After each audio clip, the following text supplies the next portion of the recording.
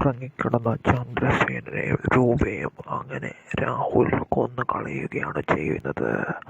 അതെ, രാഹുലിന്റെ പകയിൽ നീറിയൊടുങ്ങുകയാണ് അങ്ങനെ ചന്ദ്രസേനും രൂപയും. രാത്രി ആരും അറിയാതെ വീട്ടിൽ കയറുകയാണ് രാഹുൽ.